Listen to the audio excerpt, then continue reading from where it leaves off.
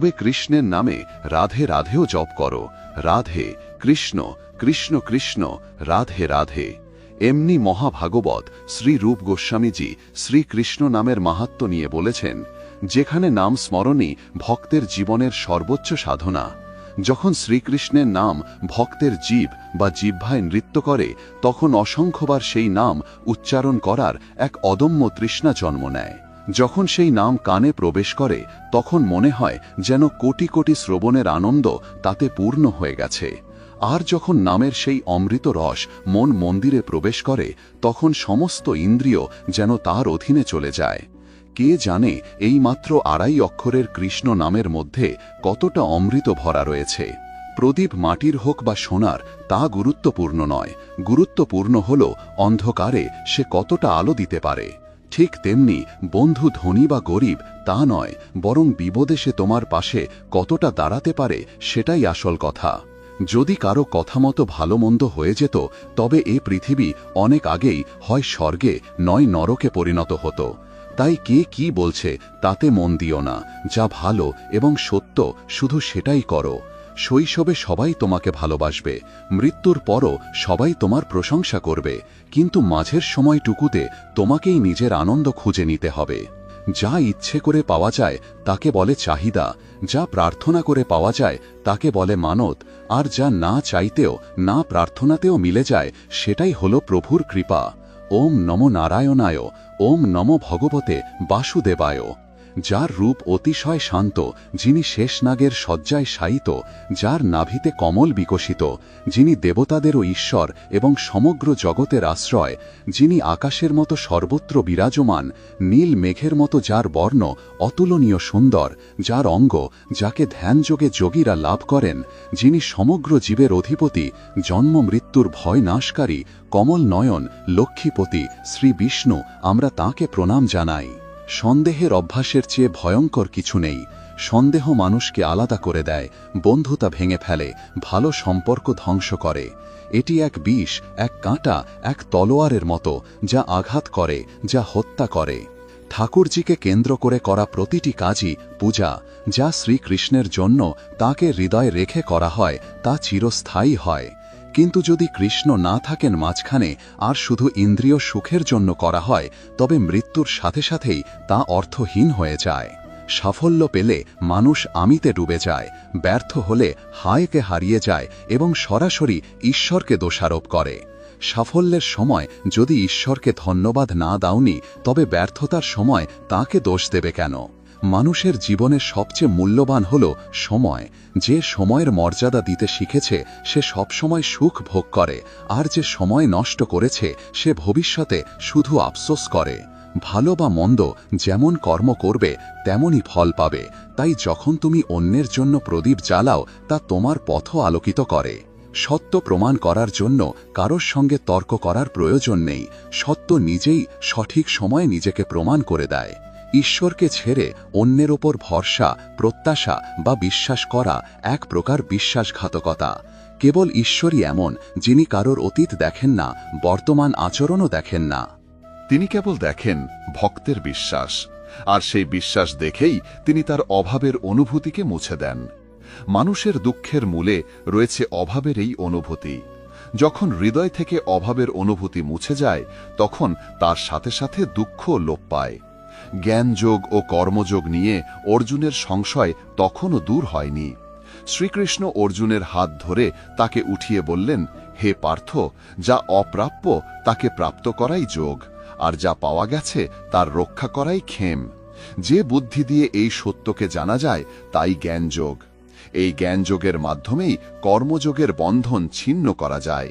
এই জ্ঞানের অভিজ্ঞতার ফলেই মানুষ কর্মযোগ ধর্মের সাধনায় সফল হয় এবং জন্ম মৃত্যুর ভয়কে এই দেহ থেকে দূর করতে সক্ষম হয়। শ্রীকৃষ্ণ অর্জুনকে বললেন, হে অর্জুন, যে মানুষ বিবেকহীন সে কখনো কর্মের সাধনা করতে পারে না। শুধু এটুকু বুঝে নাও, তোমার অধিকার আছে শুধু কর্মে, কখনো ফলের আকাঙ্ক্ষায় নয়। বিবেক বুদ্ধি মানুষকে কর্মে বা অকর্মে প্রেরণা দেয়।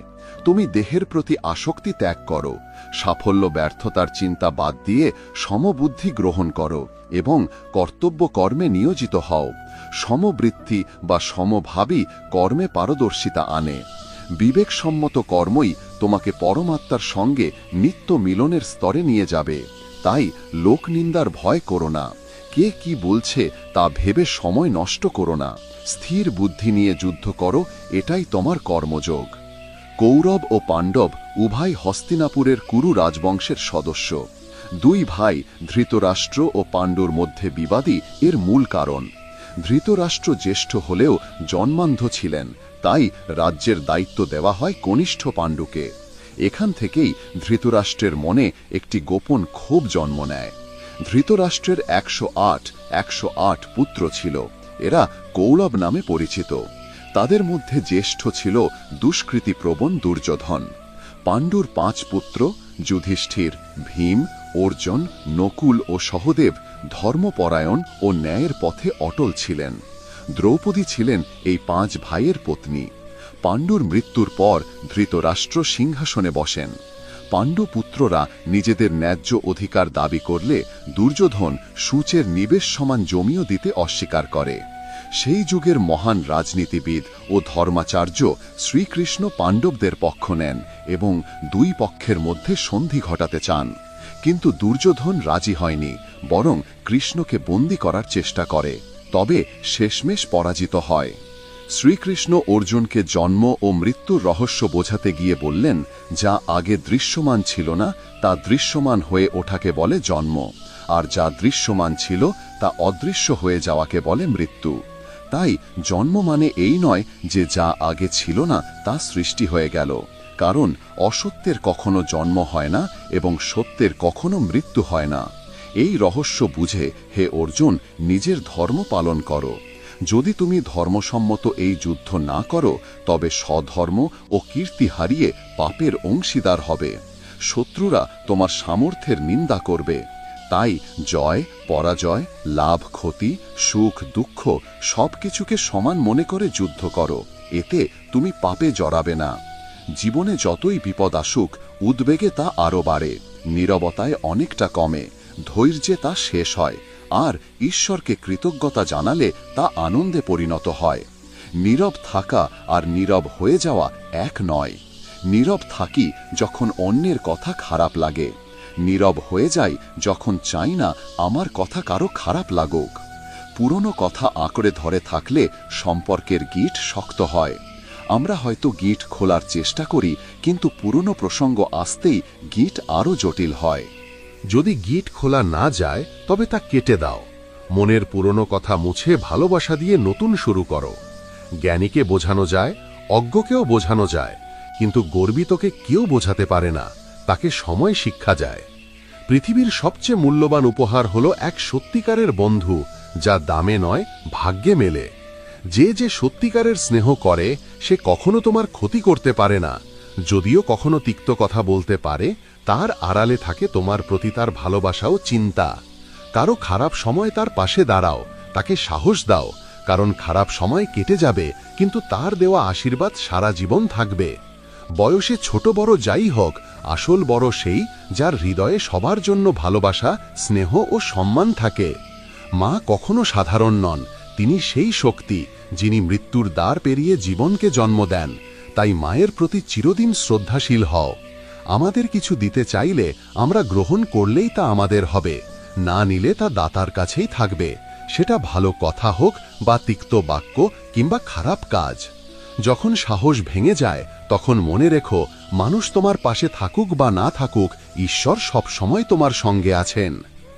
জীবনের পথে আমরা অনেককে পাই, কেউ সুযোগ নেয়, কেউ আশ্রয় দেয়। পার্থক্য এই যে সুযোগ নেওয়ারা মনে থাকে, আশ্রয়দাতারা হৃদয়ে বাসা বাঁধে। যে হাসছে সে হয়তো বেদনায় বড় হয়েছে, যে চলছে তার পায়ে হয়তো ক্ষতের দাগ আছে। মন খারাপ করার জন্য অনেক সময় পড়ে আছে। মুখ তুলে তাকাও, সামনে জীবন দাঁড়িয়ে আছে। নিজের হাসি ঠোঁট থেকে হারিয়ে যেতে দিও না, কারণ তোমার হাসির পেছনে পৃথিবী তাকিয়ে আছে। যেখানে যার ভাগ্যে যা আছে সময় তাকে সেখানে নিয়ে যায়। কেউ কারোর দয়া খেয়ে বাঁচে না, প্রত্যেকে নিজের ভাগ্যের রুটি খায়। জীবনে মূল্য দাও তাকে যে তোমার ভাগ্যকে বোঝে। গহনার চেয়ে বড় প্রাপ্তি হলো তাকে পাওয়া যার কাছে তুমি গুরুত্বপূর্ণ। সব পেয়ে কাঁদে সে যে ভাগ্যহীন, অল্প পেয়েও আনন্দে থাকে সে যে সৌভাগ্যবান। পাওয়ার মতো কিছু নেই, নিয়ে যাওয়ার মতো কিছু নেই।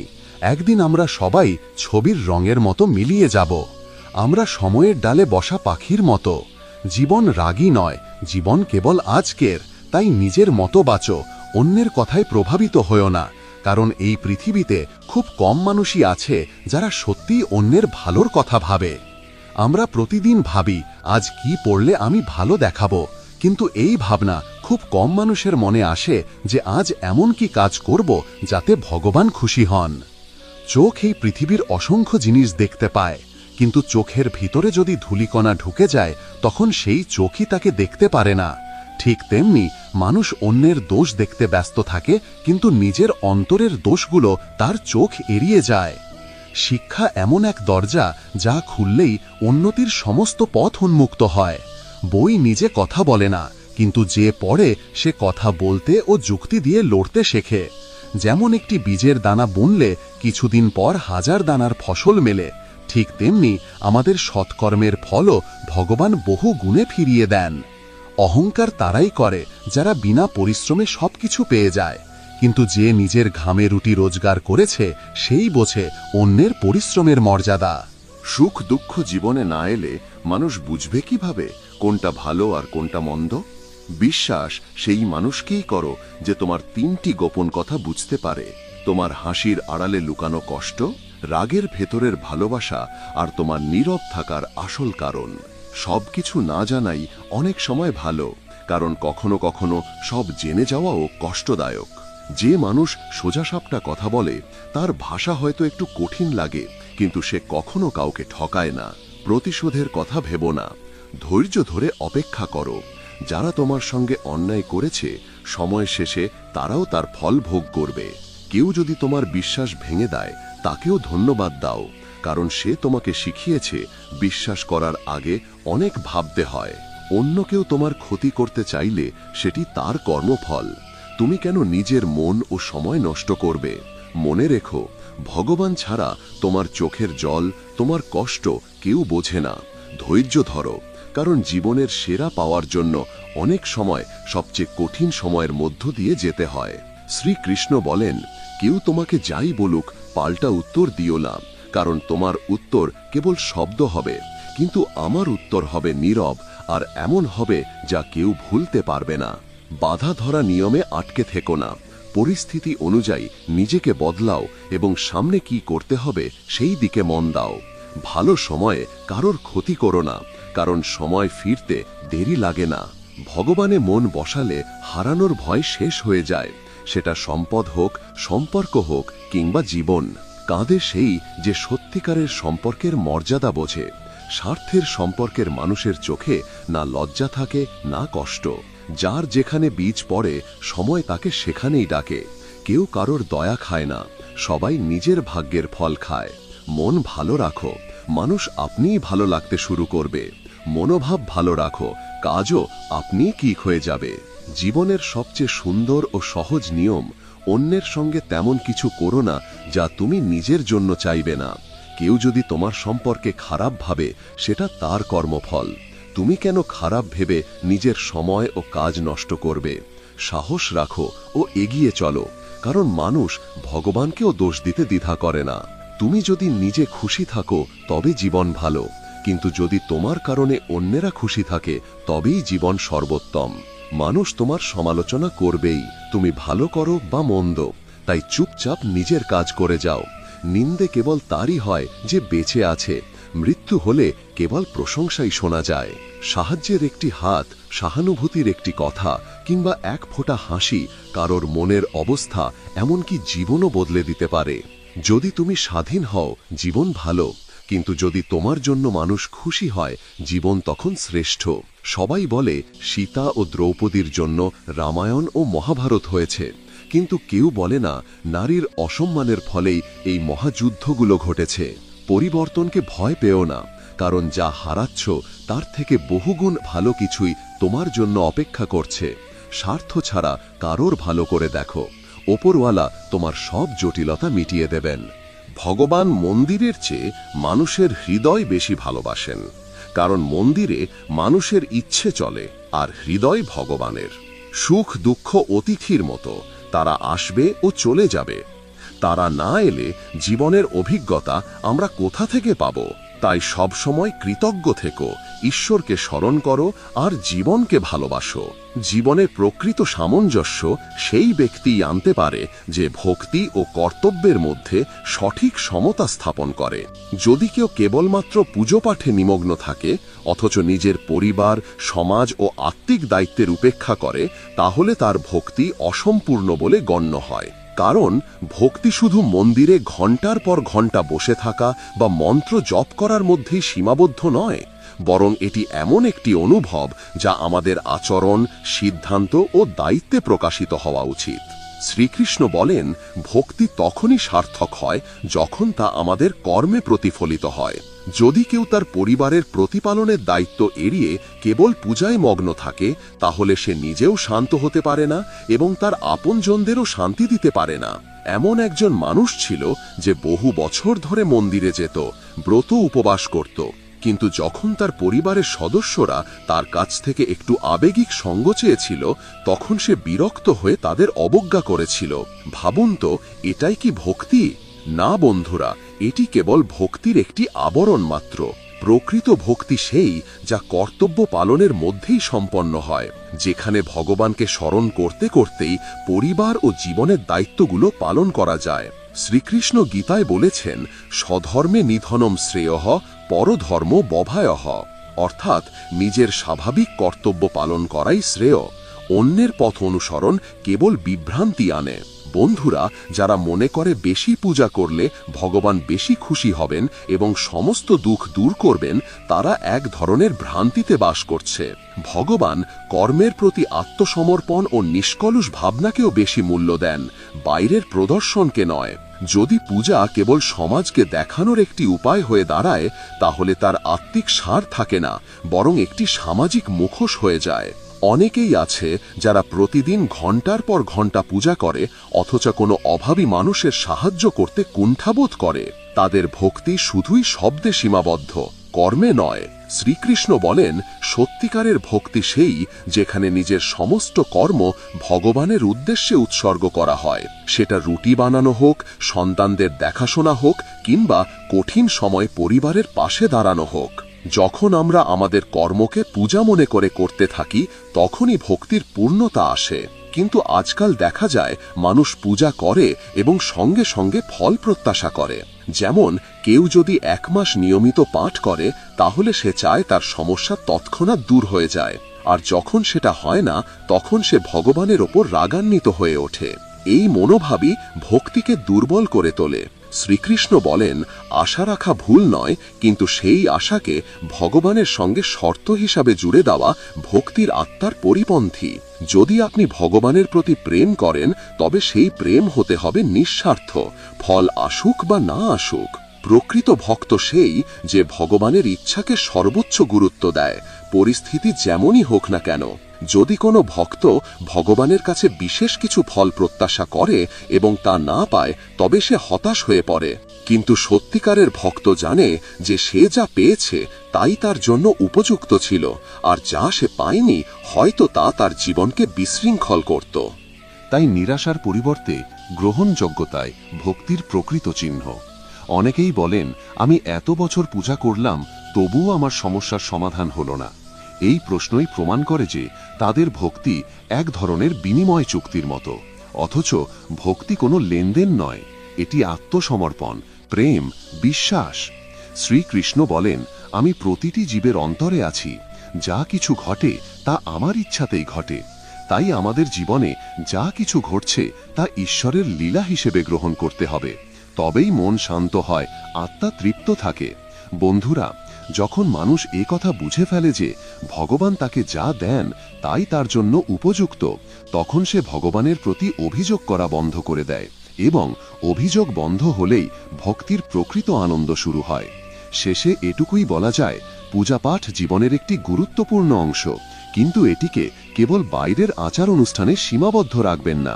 এটিকে জীবনের স্বাভাবিক এবং সহজ অভ্যাস করে তুলুন, যেখানে প্রতিটি কর্মে প্রতিটি সম্পর্কে, প্রতিটি প্রয়াসে ভগবানের উপস্থিতি অনুভব করা যায়, সেটাই প্রকৃত ভক্তি। ভারসাম্য বজায় রাখা অত্যন্ত জরুরি, তবেই মানুষ ভক্তির পাশাপাশি দায়িত্বশীল জীবনও যাপন করতে পারে। তখন সে ভগবানের আশীর্বাদও পায়, আবার পরিবারের আনন্দ ধরে রাখতে পারে। তাই বন্ধুরা, জীবনে কর্ম ও ভক্তি উভয়েরই গুরুত্ব সমান। এই দুয়ের মধ্যকার সেতু বন্ধনই প্রকৃত আধ্যাত্মিক পথ, যা আমাদের সব পরিস্থিতিতে অনুসরণ করা উচিত। ভগবানের উপদেশ সর্বদা আমাদের জীবনকে সঠিক দিশা দেখানোর জন্যই থাকে, কিন্তু আমাদের মানবিক সীমাবদ্ধ দৃষ্টিভঙ্গির কারণে আমরা প্রায়শই ভগবানের উদ্দেশ্যকে ঠিকঠাক বুঝতে পারি না, অথচ তার পরিকল্পনা অনেক গভীর ও ব্যাপক।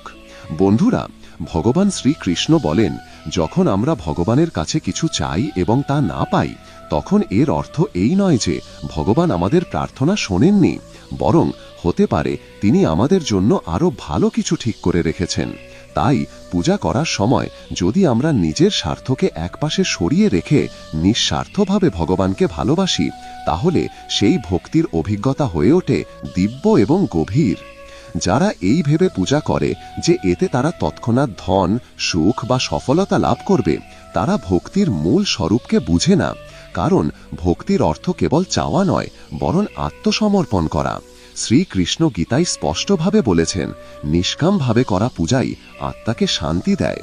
বন্ধুরা, ভগবান শ্রীকৃষ্ণ বলেন, যখন পূজা কেবল সমস্যার সমাধানের উপায় হয়ে দাঁড়ায়, তখন তা একটি শারীরিক ক্রিয়ায় রূপ নেয়, তাতে আর কোনো আত্মিক সংযোগ থাকে না।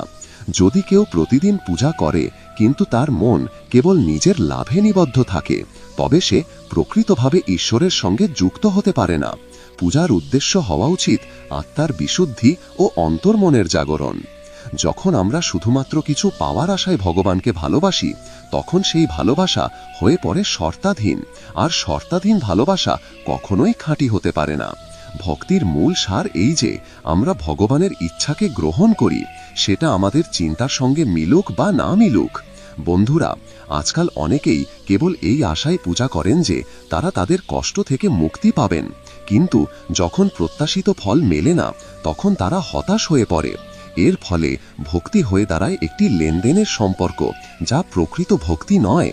ভগবান শ্রীকৃষ্ণ বলেন, যে ভক্ত নিঃস্বার্থভাবে পূজা করে সেই শেষ পর্যন্ত প্রকৃত সুখ লাভ করে, কারণ তার ভালোবাসা ভগবানের প্রতি নিঃস্বার্থ হয়।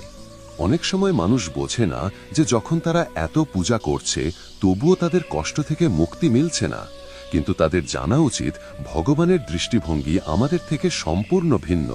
তিনি আত্মার উন্নয়নকে সর্বাধিক গুরুত্ব দেন, এবং সেই উন্নয়ন তখনই ঘটে যখন আমরা আমাদের অন্তরের লোভ, মোহ এবং অহংকার ত্যাগ করি। এই ত্যাগই আমাদের শান্তি ও স্থিরতা দেয়।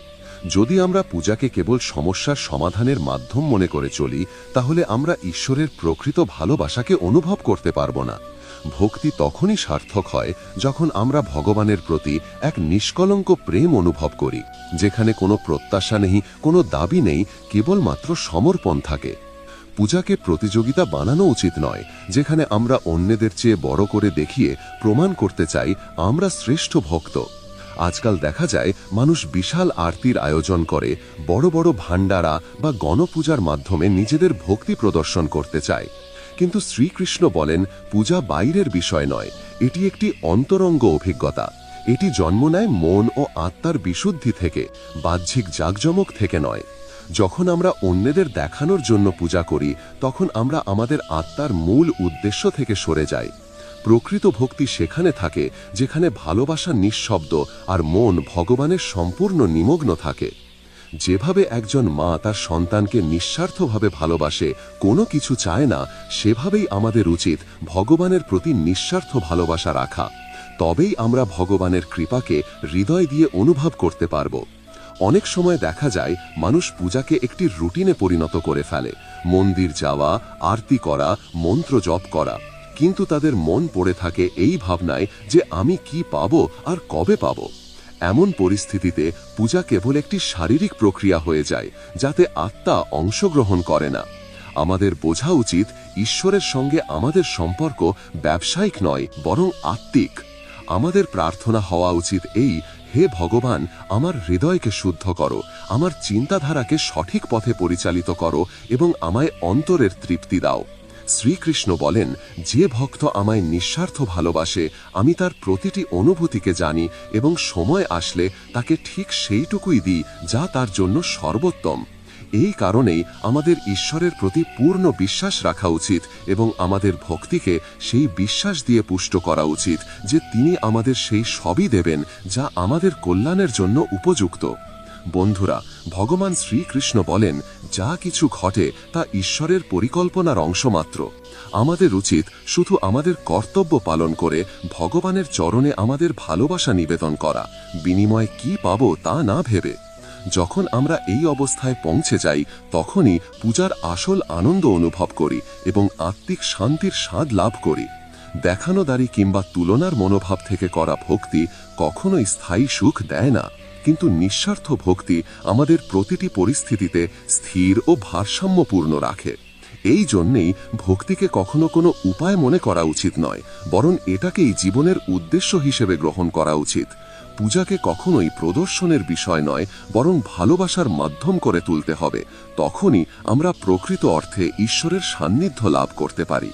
বন্ধুরা, শ্রীকৃষ্ণ বলেন, প্রকৃত ভক্তি তখনই হয় যখন আমরা কোনো প্রত্যাশা ছাড়াই ভগবানের পূজা করি এবং আমাদের কর্মের ফল নিয়ে চিন্তা না করি। গীতায় শ্রীকৃষ্ণ স্পষ্টভাবে বলেন, যে ব্যক্তি নিজের কাজ সম্পূর্ণ নিঃস্বার্থভাবে করে এবং তার ফলাফল নিয়ে কোনো আকাঙ্ক্ষা রাখে না, সেই প্রকৃত ভক্ত। এই জন্যে আমাদের উচিত আমাদের পূজা ও সাধনাকে কোনো বাহ্যিক মান্যতা বা সামাজিক প্রতিযোগিতার মাধ্যম না বানিয়ে আত্মার শুদ্ধি ও ঈশ্বরের সঙ্গে এক আন্তরিক ও সত্য সম্পর্ক স্থাপনের পথ হিসাবে গ্রহণ করা। যখন আমরা পূজাকে প্রদর্শনের রূপ দিই, তখন আমরা ঈশ্বরের সঙ্গে যুক্ত হওয়ার মূল উদ্দেশ্য থেকে সরে যাই এবং আমাদের অন্তরের অহংকার বৃদ্ধি পেতে থাকে। বন্ধুরা, শ্রীকৃষ্ণ বলেন, পূজার উদ্দেশ্য হওয়া উচিত আমাদের ভেতরের অহংকারকে বিলুপ্ত করে আত্মাকে শান্ত ও নির্মল করে তোলা। যদি আমরা পূজাটাকে শুধু সমাজে নিজেকে ধার্মিক প্রমাণ করার মাধ্যম হিসাবে করি, তবে আমরা সেই আত্মিক সুখ থেকে বঞ্চিত থাকি যা পূজার প্রকৃত ফল। প্রত্যেক মানুষের পূজার পদ্ধতি আলাদা হতে পারে, কিন্তু একে প্রতিযোগিতা মনে করে ভাবা যে আমাদের পদ্ধতি শ্রেষ্ঠ, এটাই সবচেয়ে বড় ভ্রান্তি। ভক্তি একান্তই একটি ব্যক্তিগত ও আবেগময় অনুভব। এটি হৃদয় থেকে উৎসারিত সেই ডাকে পরিণত হয় যা সরাসরি ঈশ্বরের কাছে পৌঁছে যায়। প্রকৃত পূজা তখনই হয় যখন আমাদের মন, বাক্য ও কর্ম এই তিনটি একসাথে ভগবানের প্রতি নিবেদিত থাকে। যদি আমরা অন্যকে প্রভাবিত করার অভিপ্রায়ে পূজা করি, তবে তা শুধু এক আনুষ্ঠানিকতা হয়। কিন্তু যখন আমাদের পূজা ভালোবাসা ও শ্রদ্ধায় পরিপূর্ণ হয়, তখনই আমরা আত্মিক তৃপ্তি ও ঐশ্বরিক অভিজ্ঞতার স্বাদ লাভ করি। এই জন্যে আমাদের উচিত পূজাকে আমাদের অন্তরের বিদ্বেষ, ঈর্ষা ও অনুকরণ প্রবণতা থেকে মুক্ত করে এক আন্তরিক, পবিত্র ও ব্যক্তিগত অভিজ্ঞতায় রূপ দেওয়া। শ্রীকৃষ্ণ বলেন, পূজার প্রকৃত ফল তখনই পাওয়া যায় যখন মন পুরোপুরি শান্ত হয়ে ভগবানের দিকে একাগ্র চিত্তে নিবিষ্ট হয়। যদি পূজার সময় আমাদের মন চারদিকে ছোটাছুটি করে, তাহলে না আমরা ভগবানের উপস্থিতি অনুভব করতে পারি, না সেই ভক্তির গভীরতায় প্রবেশ করতে পারি। ঠিক যেমন কেউ যদি কোনো সুন্দর বাগানে বসে কিন্তু তার মন থাকে শুধুই দুঃখের চিন্তায়, তাহলে সে ফুলের গন্ধের আনন্দ নিতে পারবে না। তেমনি যদি আমরা ভগবানের সামনে বসেও নিজের মনকে এদিক ওদিক ঘোরাতে দিই, তাহলে আমরা তার কৃপা ও শান্তি অনুভব করতে পারব না। মনের স্থিরতাই পূজার ভিত্তি। এই জন্যে প্রয়োজন আমাদের চিন্তাগুলোকে প্রশমিত করে ঈশ্বরের প্রতি মনোনিবেশ করা এবং ভক্তিতে পুরোপুরি আত্মনিবেদন করা। বন্ধুরা, শ্রীকৃষ্ণ বলেন, যখন মন একাগ্র হয় তখনই ভক্তি গভীর হয় এবং যখন মন শান্ত হয় তখনই আমরা ভগবানের নিকট পৌঁছাতে পারি। যদি আমরা পূজাকে শুধুই এক দৈনন্দিন রুটিন বা ধর্মীয় দায়িত্ব হিসাবে পালন করি, তাহলে তা এক যান্ত্রিক প্রক্রিয়ায় পরিণত হয়, যার মধ্যে না থাকে কোনো অনুভব, না কোনো আনন্দ। পূজা তখনই ফলপ্রসূ হয় যখন তা আমাদের জীবনের অবিচ্ছেদ্য অংশে পরিণত হয়। যখন প্রতিটি শ্বাসে, প্রতিটি চিন্তায় ভগবানের স্মরণ থাকে, তখনই ভক্তি সত্য অর্থে শুরু হয়। আজকাল অনেক মানুষ পূজাকে দেখানোদারি কিংবা সামাজিক পরিচয়ের এক মাধ্যম বানিয়ে ফেলেছে, কেউ বড়সড় আরতি করে, কেউ অনেকক্ষণ ধরে জপ করে, কিন্তু যদি এগুলো শুধুই অন্যদের প্রভাবিত করার জন্য করা হয় তাহলে সেগুলো কেবল বাইরের আচারে পরিণত হয়। ভগবান চান না যে আমরা তাকে ঘণ্টার পর ঘণ্টা তুষ্ট করি, বরং তিনি আমাদের মন ও নিয়তের সত্যতা দেখতে চান। যদি আমাদের পূজায় থাকে প্রেম, শ্রদ্ধা ও আত্মনিবেদন, তাহলে তা এক মুহূর্তের হলেও তার প্রভাব হয় গভীর ও চিরস্থায়ী। শ্রীকৃষ্ণ গীতায় বলেন, যে ভক্ত নিঃস্বার্থভাবে আমার আরাধনা করে আমি তার সঙ্গে প্রতিটি মুহূর্তে থাকি। যখন ভক্তি কলঙ্কহীন হয় তখন সেখানে থাকে না কোনো প্রত্যাশা, কেবল থাকে প্রেম। তখন মন হয় শান্ত আর আত্মা যুক্ত হয় ঈশ্বরের সঙ্গে। ভাবুন তো, যদি কেউ ভগবানের কাছে শুধুই অর্থ, সুস্থতা বা সাফল্য প্রার্থনা করে, আর যখন তা না পায় তখন তার ভক্তি ভেঙে যায়, তবে সেটি আর প্রেম নয়, বরং এক ধরনের লেনদেন। ভগবান লেনদেনের নয়, প্রেমের ভাষা বোঝেন। যদি আমরা তাকে শর্তে বাঁধি যে হে প্রভু, আমি এতটা পূজা করব, আপনি আমাকে এতটা দিন, তাহলে আমরা ভক্তির পথ থেকে সরে যাই। প্রকৃত ভক্তি সেই যেখানে আমরা কিছু চাই না, বরং আমাদের সব কিছু তাকে অর্পণ করে দিই। তখনই ভক্তি আমাদের সেই অন্তরের তৃপ্তির দিকে নিয়ে যায় যার খোঁজ আমরা সারা জীবন করে যাই। শ্রীকৃষ্ণ বলেন, যে ভক্ত কেবল লাভের আশায় আমার স্মরণে আসে সে আমার সঙ্গে আত্মিকভাবে যুক্ত হতে পারে না, কারণ তার নিয়ত প্রেম নয়, লাভ। এই জন্য আমাদের বুঝতে হবে যে ভক্তি এক আন্তরিক যাত্রা। এটি বাইরের কিছু নয়, ভেতর থেকেই শুরু হয়। এর সম্পর্ক কোনো মন্দির বা আচারের সঙ্গে নয়, আমাদের অন্তর্মনের সঙ্গে। যদি আমরা ভক্তিকে কেবল এক আনুষ্ঠানিকতায় পরিণত করি তাহলে এর প্রভাব হবে ক্ষণস্থায়ী, কিন্তু যদি আমরা এটিকে প্রেম ও শ্রদ্ধা দিয়ে করি তাহলে এটি আমাদের ভগবানের আরও কাছে নিয়ে যাবে এবং জীবনকেও শান্তি ও স্থিরতায় পরিপূর্ণ করে তুলবে।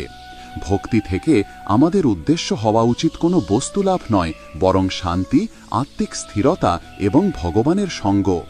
যারা শুধু সমস্যা সমাধানের আশায় ভগবানের শরণে যায়, তারা যখন সমস্যা কাটে না তখন ঈশ্বরের থেকেও মুখ ফিরিয়ে নেয়। কিন্তু যারা শুধু প্রেম করে তারা সব পরিস্থিতিতে ঈশ্বরের সঙ্গে থাকে, সুখে বা দুঃখে।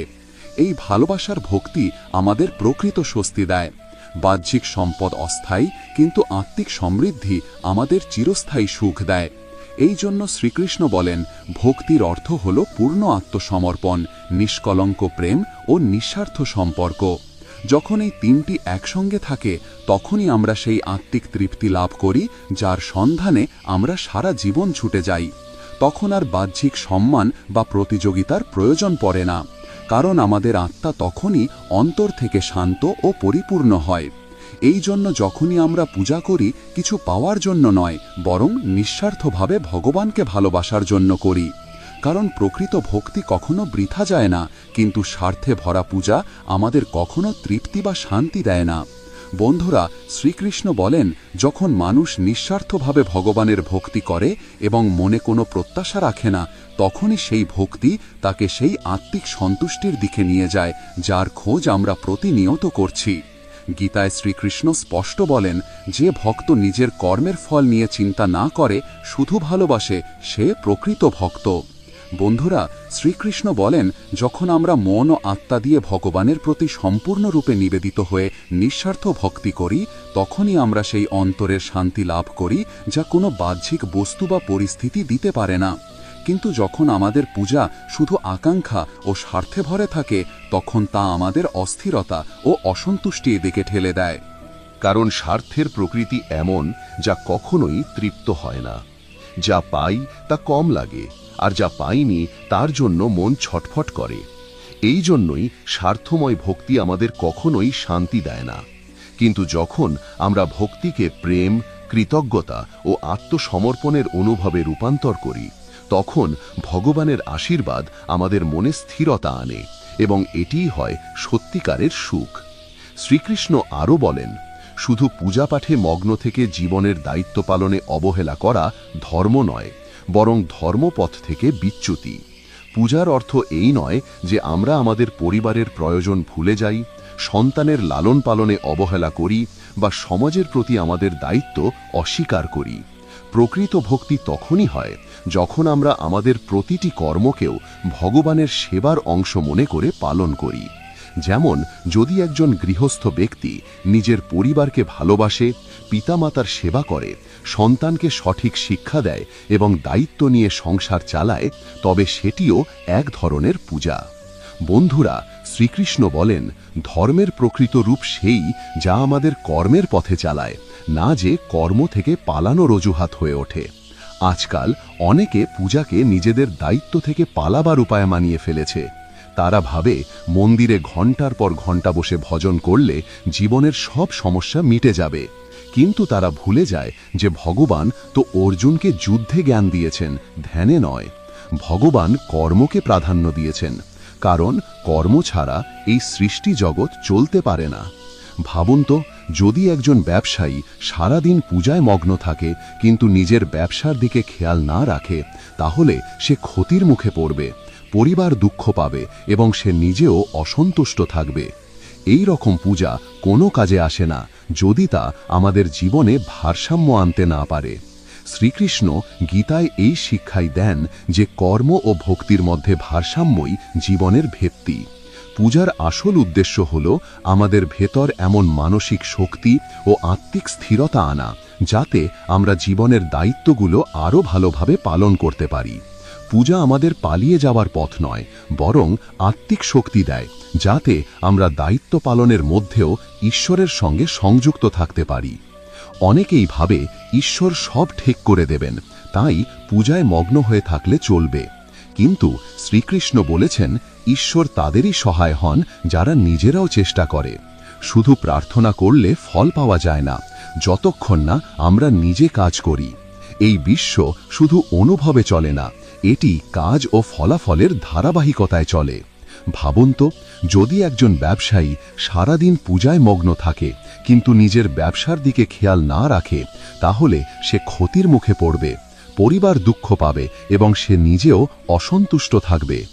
এই রকম পূজা কোনো কাজে আসে না যদি তা আমাদের জীবনে ভারসাম্য আনতে না পারে। শ্রীকৃষ্ণ গীতায় এই শিক্ষাই দেন যে কর্ম ও ভক্তির মধ্যে ভারসাম্যই জীবনের ভিত্তি। পূজার আসল উদ্দেশ্য হল আমাদের ভেতর এমন মানসিক শক্তি ও আত্মিক স্থিরতা আনা, যাতে আমরা জীবনের দায়িত্বগুলো আরও ভালোভাবে পালন করতে পারি।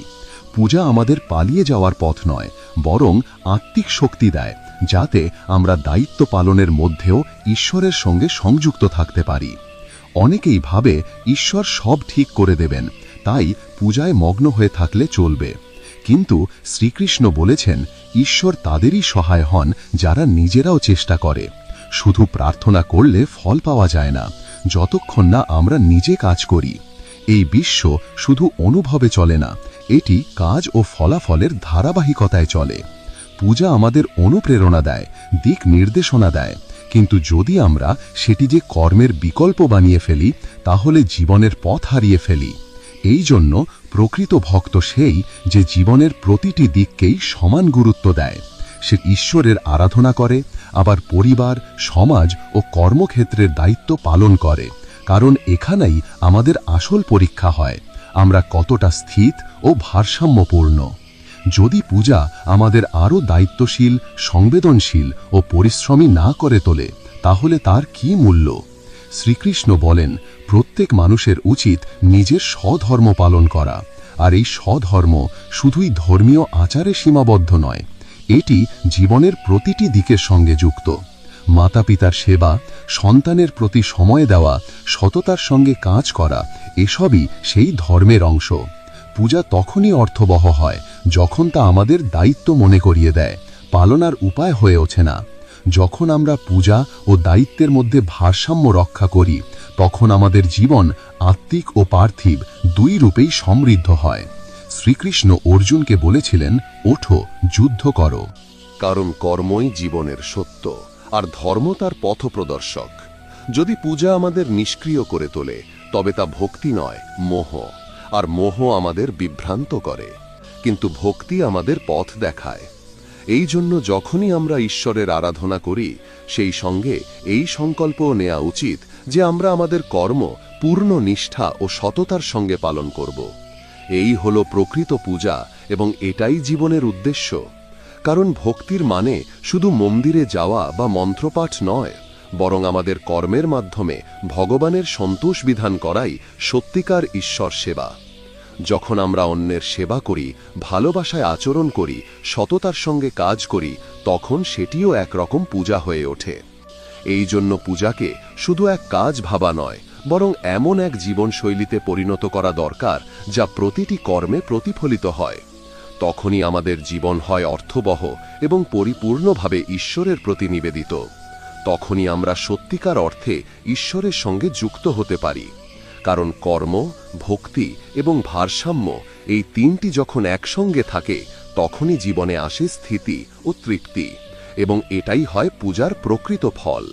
শ্রীকৃষ্ণ স্পষ্টভাবে বলেন, যে ব্যক্তি সর্বদা নিজের ভোগের আকাঙ্ক্ষায় ছুটে চলে, সে কখনোই প্রকৃত শান্তি বা সন্তুষ্টি লাভ করতে পারে না। কারণ ভোগের প্রকৃতি এমন যে এক ইচ্ছা পূর্ণ হলেই আরেকটি জন্ম নেয়, এবং এই চক্র কখনো থামে না। বন্ধুরা, শ্রীকৃষ্ণ বলেন, যারা শুধু বাহ্যিক ভোগ সুবিধার জন্য বাঁচে, তারা শেষ পর্যন্ত চিরকাল অশান্ত এবং অস্থির থাকে।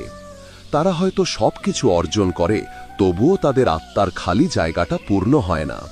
ভাবুন তো, কেউ যদি ভাবে বিলাসবহুল বাড়ি, দামি গাড়ি আর দামি পোশাক পেলেই সে সবচেয়ে সুখী হবে, কিন্তু সব পাওয়ার পরেও তার মনে জন্ম নেয় নতুন আকাঙ্ক্ষা, সে আবারও দৌড়াতে শুরু করে। এইভাবে ইচ্ছার অন্তহীন শৃঙ্খলে সে তার জীবনের সবচেয়ে মূল্যবান জিনিস, মানসিক শান্তি, হারিয়ে ফেলে। শ্রীকৃষ্ণ গীতায় বলেন, যে ব্যক্তি সাংসারিক বস্তুতে সুখ খোঁজে, সে কখনোই স্থায়ী তৃপ্তি পায় না। কারণ সে থেমে ভাবেও না। আসল শান্তি জিনিসে নয়, আত্মার বিশুদ্ধতায় এবং মনের ভারসাম্যে। যদি কেউ সারাক্ষণ এই বিশ্বাসে বাঁচে যে তার সব সমস্যার সমাধান আরও টাকা, বড় পদ বা সুযোগ সুবিধার মধ্যে, তবে সে জীবনের সত্য বুঝতে পারে না। শ্রীকৃষ্ণ বলেন, এই জীবন এক ধরনের সাধনা, যেখানে বস্তুগত আকাঙ্ক্ষাগুলো পূরণ করার বদলে আত্মিক উন্নতির জন্য প্রচেষ্টা করা উচিত। বন্ধুরা, বলি, ভগবান শ্রীকৃষ্ণ বলেন, যদি মানুষ প্রকৃত আনন্দ ও শান্তির সন্ধান করে, তবে তাকে নিজের অন্তরে চোখ ফেলতে হবে এবং নিজের মনের ইচ্ছাগুলোর ওপর নিয়ন্ত্রণ স্থাপন করতে হবে। আজকের দিনে অনেকেই মনে করেন, যদি তারা আরও বেশি অর্থ, খ্যাতি বা সম্মান অর্জন করতে পারেন, তবে তারা তৃপ্ত হবেন। কিন্তু যখন তারা সবকিছু অর্জন করে ফেলেন, তখনও মনে হয় যেন কিছু একটা অপূর্ণ রয়ে গেছে। এই অপূর্ণতাই তাদের ক্রমাগত অস্থির করে তোলে। কারণ ইচ্ছাগুলি পূরণ হলেও তা নতুন রূপে আবার জন্ম নেয় এবং মনের ভারসাম্য ভেঙে পড়ে। এই কারণে শ্রীকৃষ্ণ বোঝান যে প্রকৃত সুখ তখনই পাওয়া যায় যখন আমরা আমাদের অন্তর্জগতে প্রবেশ করি এবং সেই আত্মিক আলোর অনুভব করি, যা বাইরের বস্তুগত জিনিসের চেয়ে অনেক বেশি চিরন্তন এবং সত্য। মনের এই অবস্থা তখনই আসে যখন আমরা বাইরের জগৎকে দোষ দেওয়া বন্ধ করি এবং নিজের চিন্তা, দৃষ্টিভঙ্গি ও কর্মের দিকে মনোযোগ দিই। শ্রীকৃষ্ণ গীতায় আরও বলেন, যে ব্যক্তি জীবনের প্রতিটি পরিস্থিতির জন্য কেবল অন্যদের বা ভাগ্যকে দোষ দেয়, সে কখনো নিজের জীবনে প্রকৃত পরিবর্তন আনতে পারে না। সে সবসময় নিজের দুঃখের কারণ আশপাশের মানুষজন, আত্মীয় বা পরিস্থিতিকে মনে করে। কিন্তু বাস্তবে দুঃখের মূল কারণ হল আমাদের অন্তরের চিন্তাভাবনা। যখন আমরা কোনো পরিস্থিতিকে কেবল একটি বাধা বলে মনে করি এবং তা মেনে নিতে অস্বীকার করি, তখন আমাদের মন বিদ্রোহ করে এবং ভিতরে অস্থিরতা জন্ম নেয়। কিন্তু সেই একই পরিস্থিতিকে যদি আমরা আত্মগঠনের সুযোগ হিসাবে দেখি, তাহলে সেই দুঃখই আমাদের দৃঢ়তা ও দিক নির্দেশনা দিতে পারে।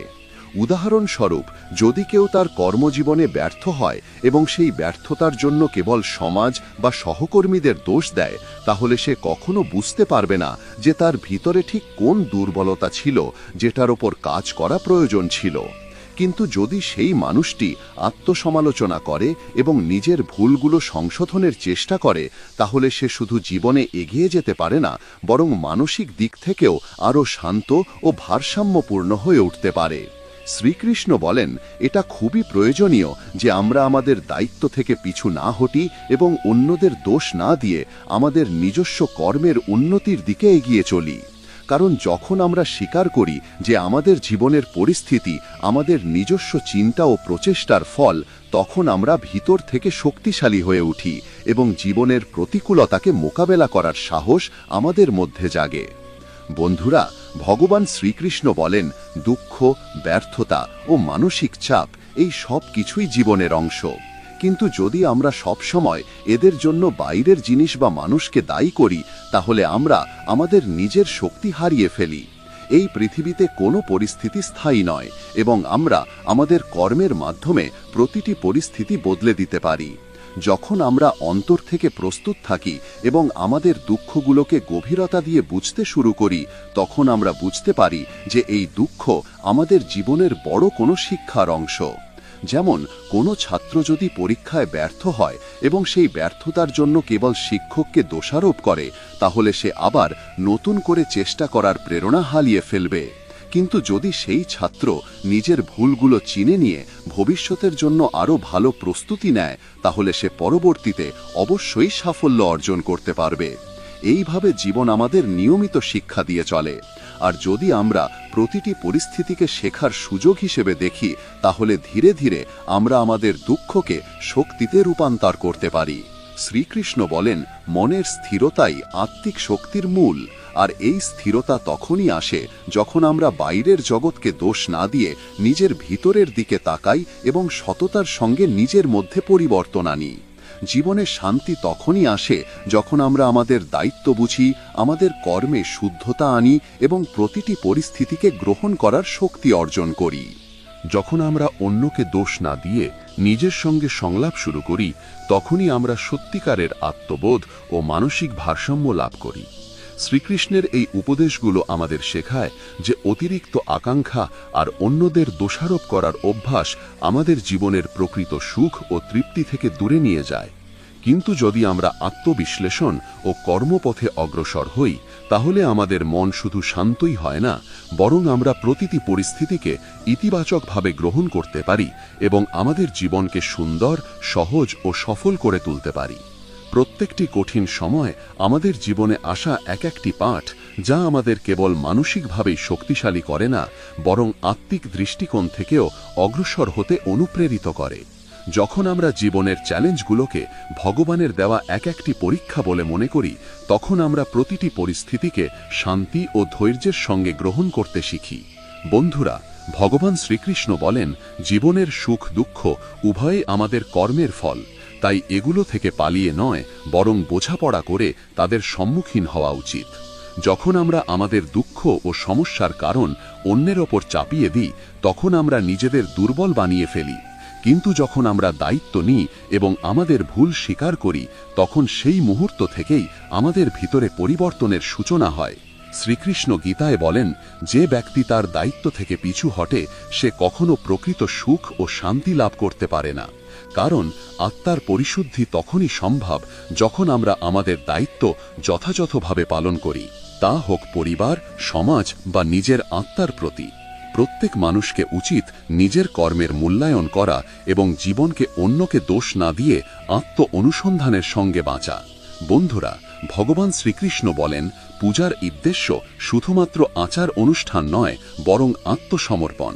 আর যখন আমরা আমাদের মন শান্ত করে ভগবানের উপস্থিতি অনুভব করি, তখনই পূজার প্রকৃত প্রভাব দেখা যায়। কিন্তু যদি আমরা পূজা করার সময় অন্যদের সঙ্গে তুলনা করি, নিজেকে সেরা প্রমাণ করার চেষ্টা করি, অথবা পূজাকে দেখানোর মাধ্যম বানিয়ে ফেলি, তাহলে সেই পূজা কেবল একটি সামাজিক আচারে পরিণত হয়, যেখানে না আত্মা অংশগ্রহণ করে, না তাতে প্রকৃত আনন্দ মেলে। ভক্তি তখনই অর্থপূর্ণ হয় যখন তাতে থাকে পূর্ণ বিশ্বাস ও সমর্পণ। শ্রীকৃষ্ণ আমাদের শেখান যে ভক্তিতে কোনো প্রত্যাশা থাকে না, সেটাই প্রকৃত সমর্পণ। যখন আমরা পূজার মাধ্যমে কেবল ভগবানের প্রেমে ডুবে যাই, তখনই আমাদের আত্মা শান্তি অনুভব করে। সেই সময় নয় যখন আমরা পূজার বিনিময়ে ভগবানের কাছ থেকে কিছু লাভের প্রত্যাশা করি। যেমন যদি কোনো ভক্ত জীবনের কঠিন সময়েরও ঈশ্বরকে স্মরণ করে, তার প্রতি বিশ্বাস রাখে এবং বিশ্বাস করে যে যা কিছু ঘটছে তা ঈশ্বরের ইচ্ছা, তাহলে সেই ব্যক্তি বাইরের দিক থেকে কষ্টে থাকলেও ভিতর থেকে তার মন থাকবে স্থির ও শান্ত। এই স্থিরতা ও ভারসাম্যকেই শ্রীকৃষ্ণ গীতায় যোগ বলেছেন এবং এই যোগই আমাদের মায়া ও ভ্রান্তি থেকে মুক্ত করে সত্য ভক্তির পথে এগিয়ে নিয়ে যায়। এই জন্যই প্রয়োজন যেন আমরা পূজাকে কেবল এক প্রথা বলে না দেখি, বরং জীবনের কেন্দ্রবিন্দু করে তুলি, যেখানে আমাদের প্রতিটি অনুভূতি, চিন্তা ও কর্ম ঈশ্বরের প্রতি নিবেদিত হয়।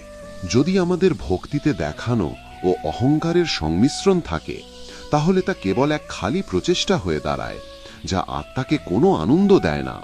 কিন্তু যখন আমরা প্রতিদিন সত্যিকারের আবেগ ও নিঃস্বার্থ মনে ঈশ্বরের উপাসনা করি, তখন আমাদের জীবনে ছড়িয়ে পড়ে ইতিবাচকতা, শান্তি ও তৃপ্তির আলো। শ্রীকৃষ্ণ বলেন, প্রকৃত ভক্ত সেই যে কঠিন সময়েও ঈশ্বরকে ভুলে না যায়, বরং প্রতিটি পরিস্থিতিতে তাকে স্মরণ করে এবং তার পূজাকে দায়িত্বের মতো পালন করে।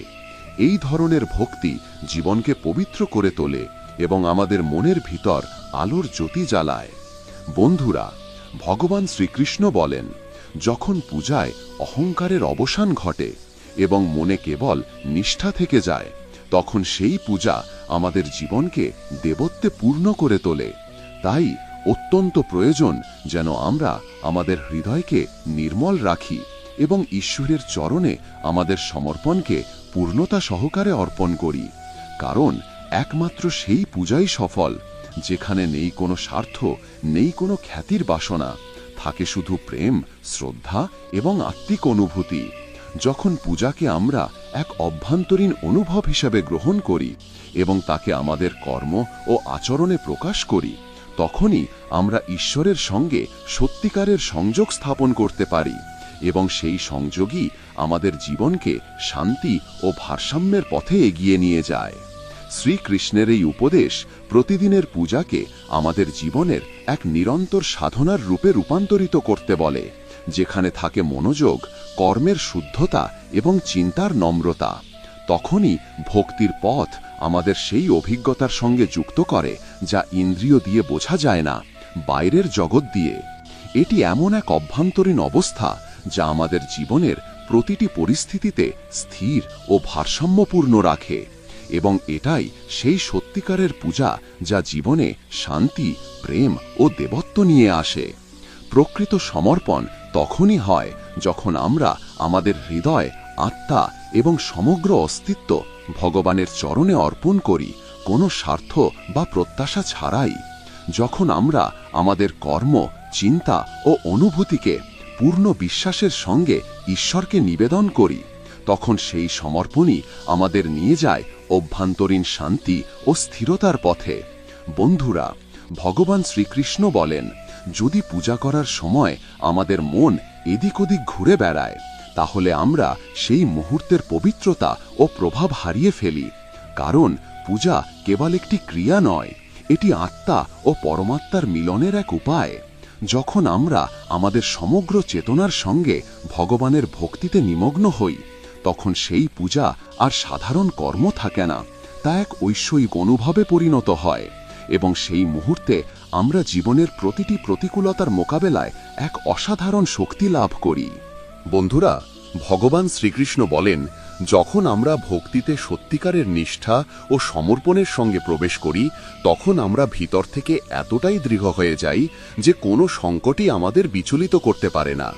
আমাদের জীবনে আসা প্রতিটি বাধা এক একটি সুযোগ হয়ে ওঠে। যখন আমরা ঈশ্বরের ওপর পূর্ণ বিশ্বাস রাখি, তখন তিনি কখনো আমাদের একা ছেড়ে দেন না।